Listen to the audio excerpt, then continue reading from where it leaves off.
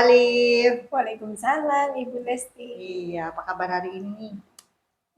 Agak gitu deh, kurang bersemangat. Tadi tuh ada anak-anak yang bercerita ke saya dan curhat katanya, Bu, begitu. Katanya di rumahnya dia cerita begini katanya. Saya itu, Bu, kalau udah sampai rumah nggak boleh keluar. Kalau udah nyampe rumah ya udah di rumah aja. Harus ngurusin adik saya, harus ngurusin ini, harus ngurusin itu. Jadi intinya saya tuh nggak boleh bermain seperti itu. Saya tuh pusing, saya tuh bosan, saya tuh stres. Pengen kayak anak-anak yang lain tuh, pengennya main gitu. Saya juga butuh main, masa saya harus jagain adik mulu gitu ceritanya. Iya, berarti anak tersebut broken home ya Bu ya? Atau gimana? Broken home sih enggak, ibunya ada, bapaknya juga ada. Cuman bapaknya kerjanya jauh, katanya pulangnya 2 bulan sekali. Jadi ibu saya di rumah itu ya ngurusin 3 anak, gitu. Saya yang paling gede, jadi saya tuh gak boleh bermain, harus jagain adik. Tapi saya kan jadi pengen kerja kelompok, susah. Pengen sama teman bermainnya susah. Kadang-kadang saya tuh bosen, apalagi di rumah. HP nggak ada, TV rusak, harus ngurusin adiknya mulu Bu. Ya Allah kasihan amat kata ibu. Terus kalau kerja kelompok bagaimana? Ibu kan tanya seperti itu. Ya itu Bu yang jadi saya stres seperti itu. Iya, berarti uh, apa yang membuat dia seperti itu Bu? Kan saya juga tanya sama dia anak itu tuh. Kenapa anak itu orang tuanya nggak boleh bermain? Jadi ada faktor intrinsiknya. Dianya juga sama katanya di seperti itu kan sama ibu mertuanya. Jadi nggak boleh bertetangga, nggak boleh kumpul-kumpul sama temennya, harus direm di rumah. Jadi imbasnya ke saya Bu. Sayanya jadi nggak boleh bermain dengan teman saya. Kalau udah pulang sekolah saya harus di rumah aja. Giliran kerja kelompok, sayanya juga nggak boleh juga. Intinya saya itu ya harus di rumah jagain adik terus. Kalau di rumah ya ada HP kan enak, biar ada hiburan. Kalau di rumah ya ada TV, enak kan biar nonton TV. Ini mah TV udah nggak ada, HP-nya nggak ada, harus ngurusin adik mulu. Kan bosen Bu, katanya gitu. Iya, berarti apa sih yang Ibu harapkan dari obrolan kita hari ini? Katanya sih pengennya tuh dia itu bebas, nggak terkekang, nggak apa namanya, nggak terbebani dengan tugas-tugas di rumah, suruh jagain adik, suruh cuci piring, kadang suruh nyapu, suruh ngepel, pengennya seperti itu. Ya emang sih saya juga bantuin, tapi kan giliran saya bermain kan harusnya dibolehin. Saya juga butuh teman, butuh hiburan. Kalau di rumah ada hiburan, kalau ada di TV, ada HP, kan saya mending ada hiburannya. Tapi kalau sekarang HP nggak ada, TV nggak ada, mas harus ngurusin adik mulu, ngurusin kerjaan lain, harus belajar mulu kan saya juga butuh katanya Bu.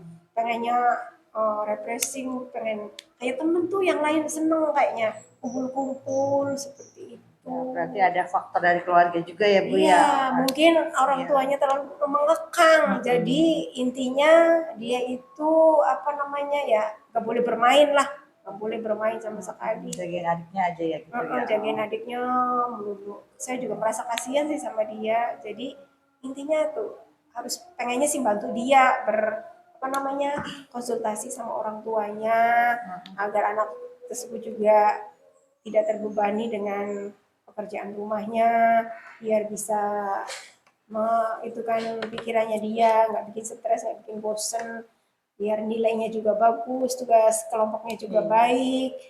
Kalau bisa sih ibu juga menyarankan kepada anak itu agar temennya aja yang main atau kerja kelompok di rumah, biar orang tuanya juga tahu. Dikirain kamu tuh keluar rumah itu hura-hura yang nggak karuan. Sebenarnya sih ada sisi baiknya juga orang tua itu.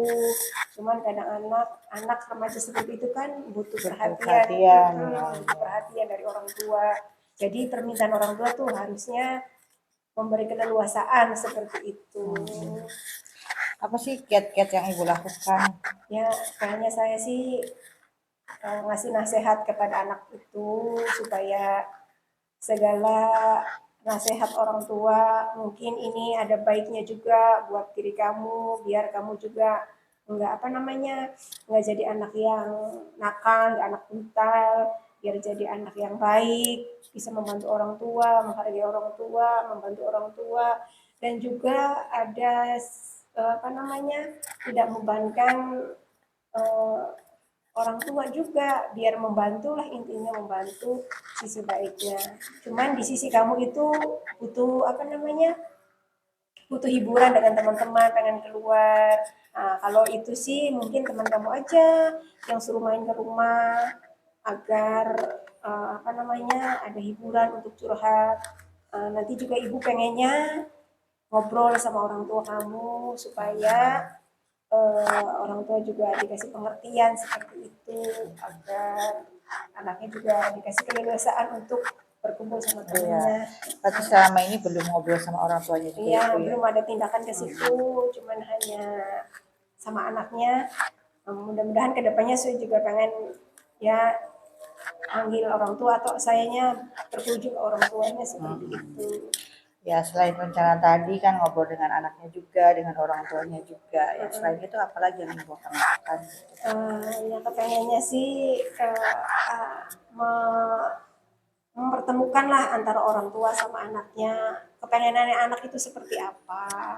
Jadi tahu orang tuanya juga keinginan anak seperti apa dan keinginan orang tua seperti apa. Saya hanya ingin menengahi aja seperti itu dan memberi nasihat kepada anaknya supaya bersemangat lagi gitu. Supaya dia juga lega, namanya juga anak masa puber ya, anak Iya, kelas 6 masa itu puber. anak masa puber.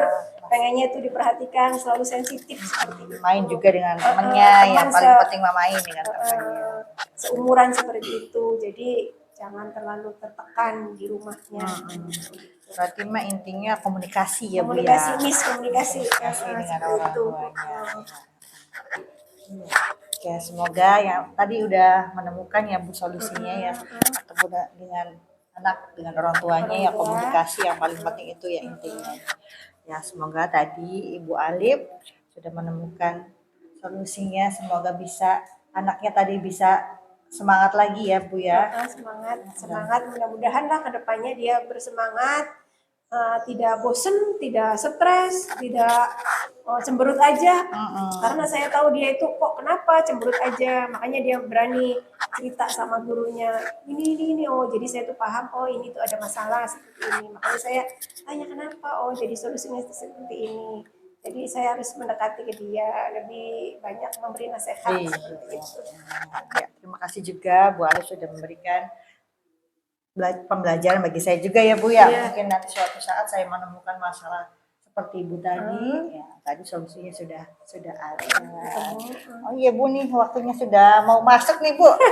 Ya, terima kasih atas curhatan, atas pendengaran. Maksud saya itu berbagi itu apa namanya ya, masalah gitu supaya kita bisa memecahkan masalahnya ini. Terima kasih atas semuanya. Iya, terima kasih juga buat Bu Alif. Ya, kita tutup dengan Alhamdulillahirabbil alamin. Sampai jumpa lagi Bu Alif. Iya, Tetap semangat. semangat.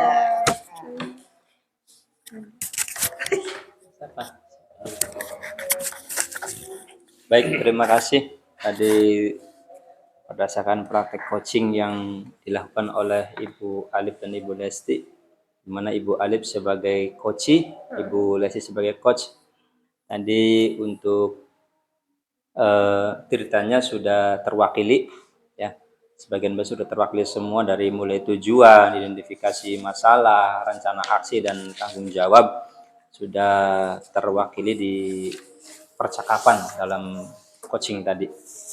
Mungkin itu yang bisa saya berdasarkan pengamatan saya. Jadi intinya dalam coaching tadi tanpa coach memberikan solusi, si coach sudah bisa menemukan sendiri solusi dari masalah yang tadi melalui rencana aksi yang coach utarakan. Dengan pertanyaan coach apa yang akan Ibu lakukan, itu kan semacam rencana aksi dan melalui teknik coaching.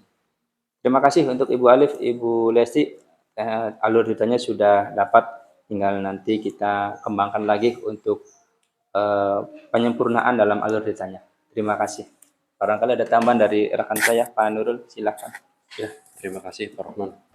Eh, dari segi pengamatan saya sudah sesuai dari alur ceritanya, dari tujuan, identifikasi, terus rencana dengan tanggung jawabnya. Nah, di sini saya sudah mencatat tanggung jawab tujuannya siswa kira-kira siswanya menjadi siswa yang mandiri ya. Itu. Nah, identifikasinya siswa itu merasa tertekan terhadap orang tuanya yang terlalu ya kurang dimanjakan lah, intinya kurang dimanjakan terhadap anak. Terus rencananya ini tadi sudah mengatakan bahwa kira-kira siswa itu rencananya kira-kira untuk mengurangi emosional, mengurangi rasa jenuhan di dalam kelas atau di sekolahan atau di rumah juga. Nah, tanggung jawabnya di sini sudah ada berkolaborasi dengan orang tuanya ya. Berarti sudah mencakup alur ceritanya dan cukup sekian saja dari saya. Enggak, saya kembalikan lagi. Iya, terima kasih semuanya. Kita tutup dengan Alhamdulillahirrahmanirrahim. Wassalamualaikum warahmatullahi wabarakatuh. Waalaikumsalam warahmatullahi wabarakatuh.